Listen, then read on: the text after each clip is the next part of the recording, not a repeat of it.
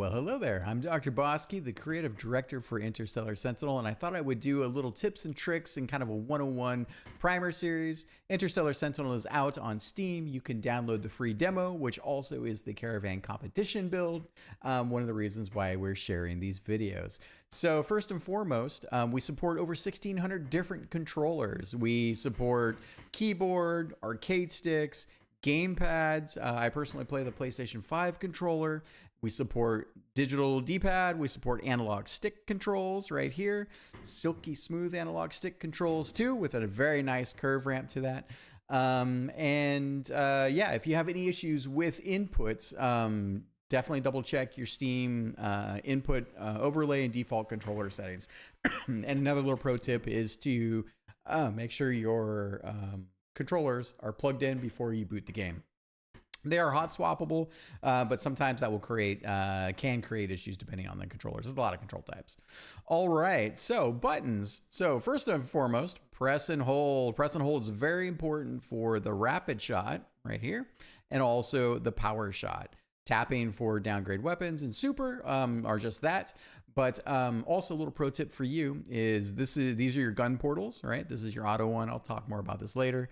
But when your rapid shot is being shot, which is what you're seeing here, your shots lead back to being aligned with your vulnerability spot. This is the only place you can take damage. So the rule of thumb is the further you can scan the play field to see where danger is coming from, the more you can react to it. And the more your vision becomes myopic and it's focused on just your vulnerability spot, which is like things, dangerous things coming from here and here. Ooh, I got double arrows. Hey, double arrows. Let me fix that.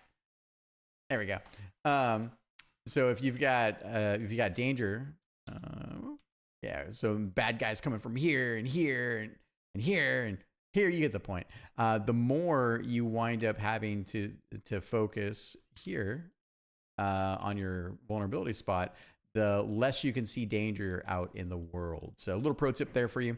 All right, so what else is that? That was all the buttons for the most part. Buttons are remappable. Why don't I hop on over and show you what that looks like?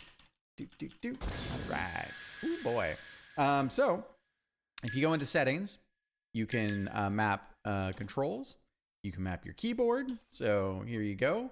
All of the items in the menu are named, so that helps. It's super important. And then you just press the button that you want. Like if you want to make rapid shot space, so feel free to. You can reset everything back to default. Totally good there, and it all follows the tutorial. On the controller side of things, same thing as you would expect. All you have to do is press the button in which you want to remap your ability, and that will give you the corresponding abilities. So for instance, one of the things that I personally like to do is I like to remap the super button, which is this face button here. I like to map that to either the R1 button on the top here. Let's see, do I gotta? Yeah. So I often like to remap it to here. And because the super is this thing that saves you, right? Like it's a big weapon. It gives you invulnerability. It destroys enemies. We'll talk more about that later. But having to move your fingers across the face buttons on the controller can take up time, and that's time in which you can get hit, and you don't want to be hit. So, that's so we support all that. Unfortunately, you can't remap buttons unless you're in the front end. So give yourself a little bit of time to hop in, see how things behave, make sure your buttons are all set.